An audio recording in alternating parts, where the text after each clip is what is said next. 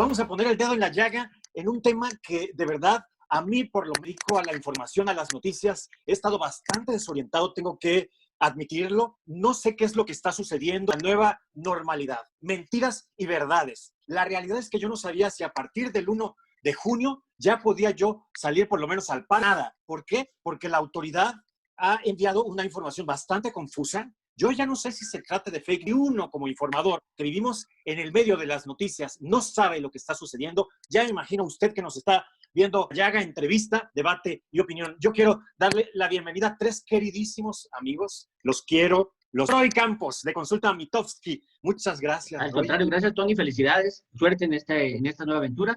Y siempre te agradeceré poder interactuar con Héctor y con Es un Laura, lujo, es un mucho. placer, de verdad.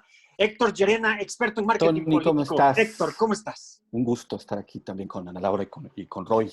Oye, un panel como este no lo tiene ni Obama.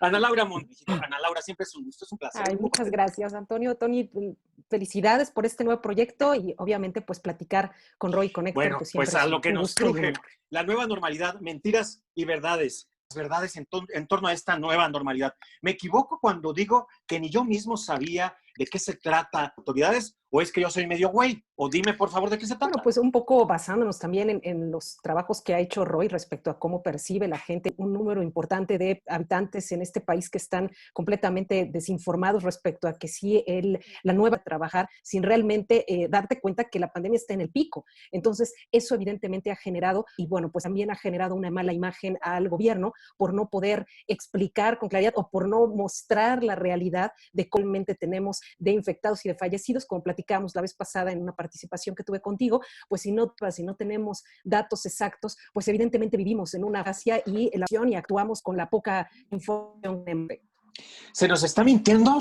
¿Alguien está diciendo mentiras desde algún punto? Tal vez desde las cotidianas, pues sí, es que ya no sé cómo llamarle lo que hay en las tardes, la verdad, que hace López-Gatell. ¿Alguien cree mi querido Roy Campos? La pregunta es que si la mentira es con dolo o la mentira es parte de una mentira. Siempre hay algo de mentira, ¿por qué? Porque intenta generar ánimo, intenta generar confianza, y entonces yo creo que sí hay algo, nunca nos dijeron que no estábamos preparados para la llegada de la pandemia. Nunca nadie dijo no estamos preparados, y no estábamos. Por ejemplo, para mí la recomendación de quédate en casa, que fue correcta, tenía como objetivo principal es denos tiempo de prepararnos, denos China, denos tiempo de preparar protocolos médicos. Ese era el objetivo. Entonces, el decir quédense en casa no era para, no se infecten. A ver, Roy, nos engañaron entonces, nos mintieron al decir que estábamos muy preparados y de estos fuegos que luego llega a apagar este señor de Relaciones Exteriores, aparatos de último momento a China y repagarlos. Mira, y demás, y a nuestros compadres. La mascarilla también es un buen ejemplo. O sea, el cubrebocas es un buen ejemplo. A ver, si algo ignorante, o sea, no le podemos decirle lo que sea, que si es soberbio con la prensa, lo que quiera, pero no es ni tonto ni ignorante. Y cuando le preguntan del uso del cubrebocas, del contacto, pero dicen, no sirve, no está comprobado, y empieza con estos argumentos. Para mí la realidad era, no hay en México suficientes cubrebocas, no hay. Desde el principio de la pandemia traten de usar cubrebocas, no hay cubrebocas en México. Hasta que empiezan a llegar de China y hay suficientes, entonces, para poner el ejemplo, no es que nos engañen, es que están llenos de una estrategia de la que no pueden decir toda la verdad. Yo te diría que aquel político que dice toda la verdad es mal político. O sea, no puedes decir toda la verdad. Y entonces, cuando me preguntas, ¿hay mentiras? Creerle todo lo que diga, sino para ver cuál es la estrategia política que están llevando en ese momento. Héctor Llerena, para eso las veo. ¿Qué opinas? Pues, estoy de acuerdo. Hay una máxima que dice, no tienes que decir todo lo que sepas, pero todo lo que sepas tiene que ser verdadero y lo puedes demostrar. ¿Sí?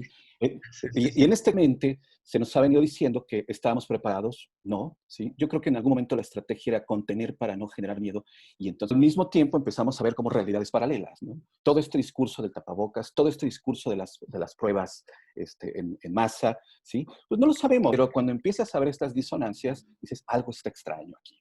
Y si luego nos vamos a toda la pugna que hay también de algo extraño, ¿sí? Unos dicen que sí, otros dicen que no, y luego terminas con el asunto de los números, ¿sí? donde sin duda el subsecretario se ha enredado, simplemente se ha enredado porque su metodología es muy complicada y no lo hemos sabido comprender, pero sin duda estamos en una nube.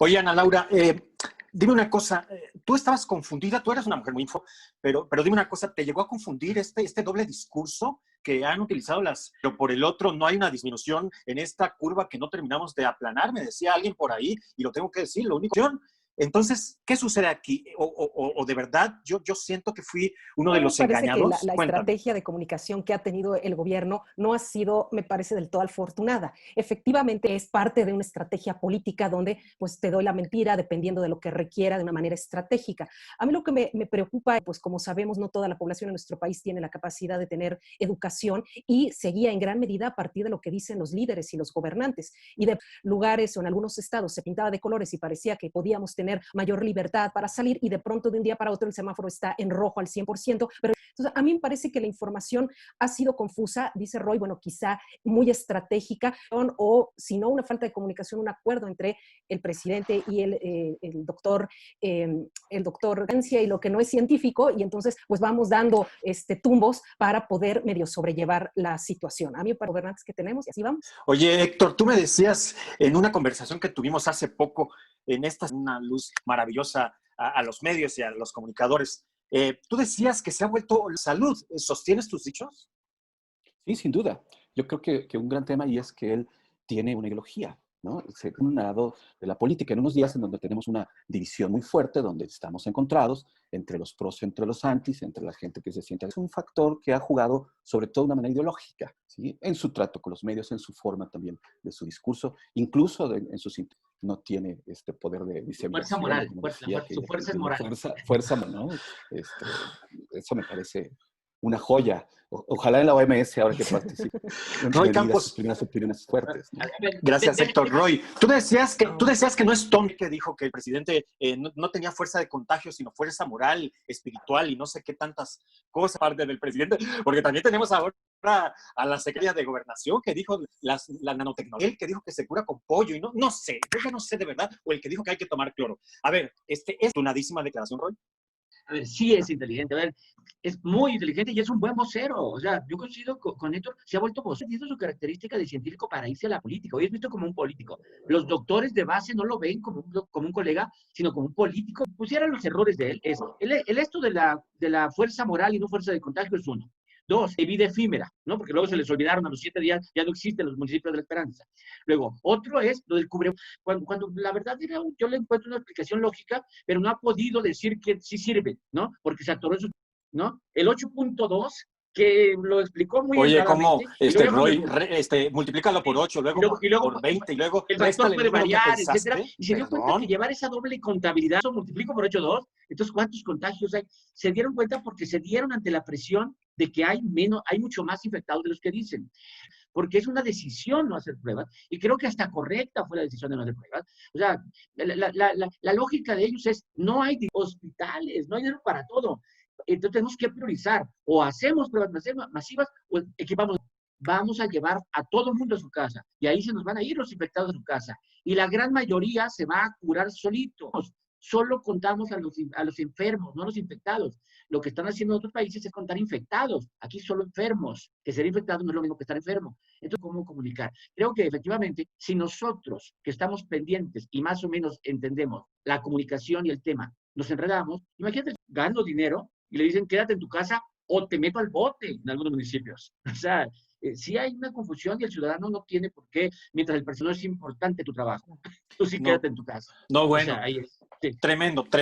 Coincido plenamente contigo, Roy. Oye, Ana Laura, me decías, han sido mujeres las principales mandatarias o primeras ministras que han hecho una mejor labor en torno a este asunto. Las cualidades que tenían para haber hecho un buen trabajo los países mejor calificados, según un estudio que me platicabas, Roy, y efectivamente hemos sido testigos aquí, no tenemos pruebas, aquí no sabemos exactamente qué es lo que está pasando. ¿Qué dices, Ana Laura? Nosotros somos un país pobre en el cual pues hay pocos recursos y pues del gobierno en los respiradores. ¿Qué hubiera sido lo ideal? Pues tener la capacidad de hacer pruebas para diagnosticar y tener... A ver, Ana Laura, ¿en los respiradores para el hijo de Bartlett?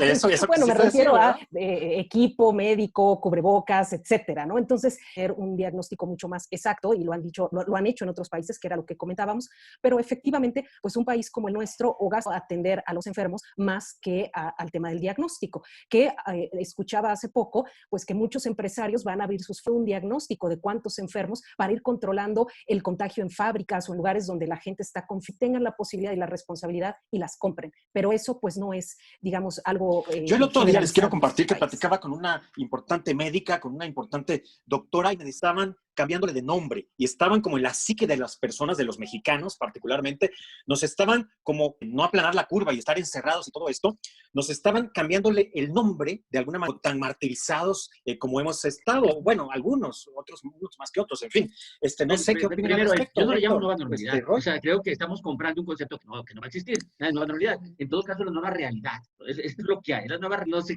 para qué va a ser normalidad, efectivamente es un concepto hasta metodológico, y para mí la nueva normalidad o la nueva realidad es lo que viene, no lo que vivimos, a distancia, se le llamaron, está bien, aíslate, cuarentena.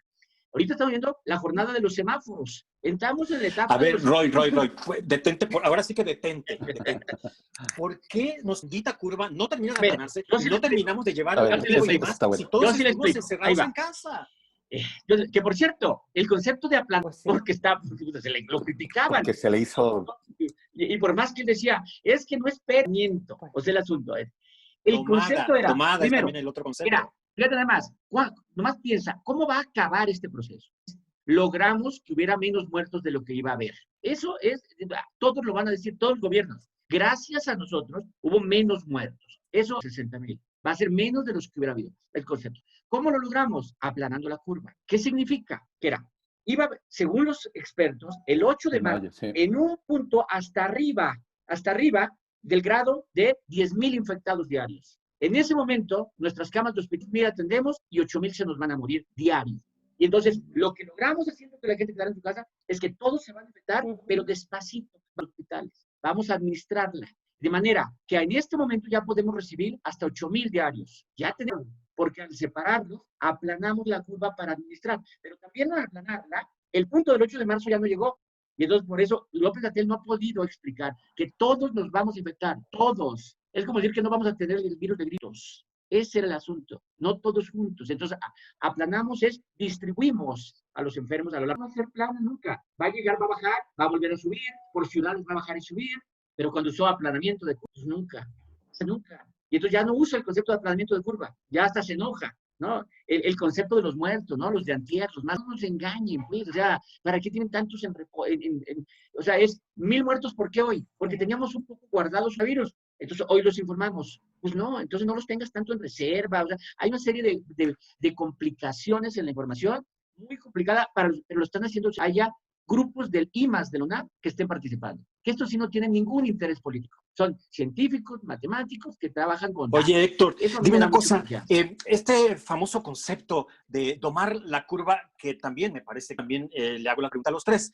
La información que ha mandado el presidente a quien ya le andaba, ya le picaba, ya con el público, en fin, y dar besos y abrazos y no balazos. Bueno, yo creo que el presidente ha logrado crear una plataforma de comunicación muy poderosa con sus mañaneras, además directamente, él tiene su propio canal de YouTube, él está haciendo que los medios ahora tengan que incluir en sus páginas y en todos lados donde hay una vitrina, tiene su propio canal. Entonces también él se ha permitido el poder crear su propia realidad. ¿Sus otros datos? ¿Cuál es la credibilidad del presidente? Héctor? Sus otros datos son los únicos datos. Entonces, al no haber una posibilidad de contrastarlo, él sabe que él dice que si la curva o si la epidemia está domada, para su gente está domada. Héctor, pero aquí es gravísimo, porque estamos hablando de vidas humanas, estamos hablando de la salud de los mexicanos, estando en elecciones, y yo entiendo que un político siempre anda en campaña, pero a pesar de poner en riesgo a tu población, idiotas. Por ejemplo, es un líder que ha visto roto su proyecto a partir de todo este fenómeno. Esto no estaba en el guión, esto le cambia mucho la perspectiva económica y todo lo que seguramente sucederá. Entonces, él está tratando de llevar las cosas otra vez a su guión. Él está haciendo su chamba. Él está diciendo, aquí no ha pasado nada, aquí vamos a estar muy bien, van a ver que esto vamos a salir rápido. Y tiene muchas que hay ahí plantadas. A ver, Roy, Ana Laura, mi decálogo es no mentir, no traicionar, no robar, no robar, porque además ya también... No robar, no mentir y no traicionar. Oye, lo que decía Roy hace rato, si esta es una nueva modalidad para que no te dé coronavirus, pues yo ya estoy libre, ¿no? O ustedes también seguramente... Yo nada más, lo que decía Héctor, en la mañanera, nada.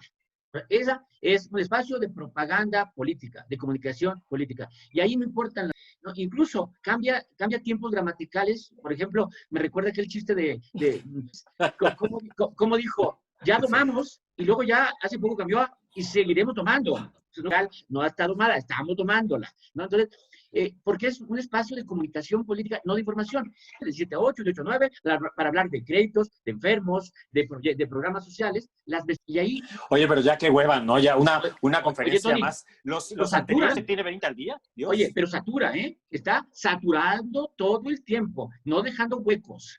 Es decir, con Fonacot los créditos y todo el rollo. Satura la agenda y entonces formación política. Alguna duda, y entonces cuando tú pidas una pregunta, eso en la noche te lo van a informar. Eso, vamos a llamar a tal persona que venga. De manera, como bien dice Héctor, nos satura de la información. Ahora, ¿qué hueco está dejando? Ningún hueco.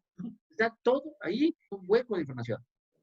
Ana Laura. Sí, a mí me parece que este medio que tiene, esta vitrina pública que tiene el presidente, pues le ha ayudado a seguir adoctrinando al segmento de población. Los resultados que hemos visto en las últimas encuestas, pues aunque ha bajado un poquito su popularidad a lo largo, pues sigue teniendo un COVID del tema económico. Hay un segmento de la población que lo sigue queriendo mucho y que lo sigue apoyando y que estas mañaneras siguen siendo útiles para este segmento que solo quiere escuchar. Segmento de la población que votó por él, pero que cada vez lo ve pues un poco más lejano o se arrepiente de haber votado por él. Entonces, enclarizando, pero que él sigue apostándole al segmento de población que cree ciegamente en lo que él dice. Y bueno, pues esto nos lleva a concluir que es, pero para otros, pues sigue siendo una forma de información y de seguir apoyando al presidente en su toma de decisiones. Oigan, chicos, ha sido un placer de verdad inaugurar este espacio, de verdad, ni este tipo de la nomenclatura o la nanotecnología de la Secretaría de Gobernación. No, nada, quiero decirles que es un privilegio y es un placer. Y yo quiero que hagamos algunas conclusiones y las verdades en resumen de esta nueva normalidad, que tú no le llamas nueva normalidad, pero... Pues bueno, primero la nueva realidad no ha llegado, es la que viene, ¿no? Mira, vivimos en una crisis. El sistema público de salud lo agarró hecho... O sea, de plano, sí es cierto, entonces, ¿qué se dice? No los anteriores, o sea, no los gobiernos anteriores. Mira, lo de Huachucaca en este sentido. Solo piensa en el año pasado, ¿no? Médicos y los hospitales se quejaban de falta de insumos y de falta de equipamiento. Inicia 2020 con el nacimiento del INSABI. Un orador pidió espacio y dijo, denme el 1 de diciembre para que funcione el INSABI. Los médicos, no hay medicina. Entonces no le cayó como anillo al dedo. No, nos agarró con las manos en la puerta.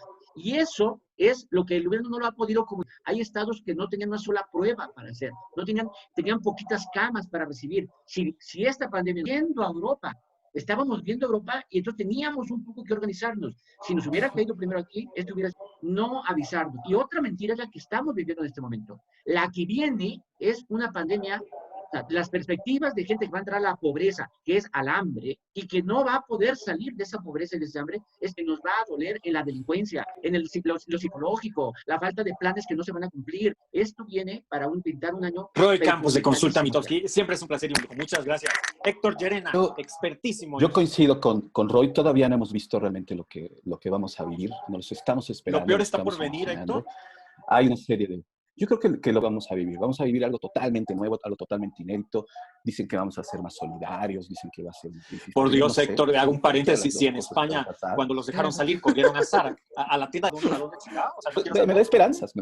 Por lo menos la gente tenía dinero y salía corriendo a comprar algo. Gira ahora en los liderazgos políticos, ¿no? A ver, ¿quién va a estar al frente de todo esto? ¿Quién va a seguir manejando todos? Tendrían que estar generando certidumbres y cercanías, que no lo estoy viendo en México y en muchos lados, ¿no? Héctor Llerena, experto en comunicación y gestión social, experto en marketing. Héctor, muchas gracias. Se rapó, miren, yo ya aquí tengo una peluca tremenda. Gracias, Héctor. Para la crisis. Ana Laura, bien contar contigo, con tu amistad y con tus dichos que siempre son fabulosos. Gracias, doctora en Tony. Ciencias Políticas. Pues yo me quedo también muy preocupada quedamos por el tema económico. Yo veo cada vez más el sufrir las consecuencias, a cerrar sus negocios ya de manera definitiva, porque hace un tiempo era, vamos a ver qué pasa, ahora están empezando a hacer generaciones, o probablemente, si no generaciones, una generación donde pues el bienestar económico de una población va a tener va a ser muy lamentable para el desarrollo social, económico de nuestro país y va a tener costos políticos sin duda alguna.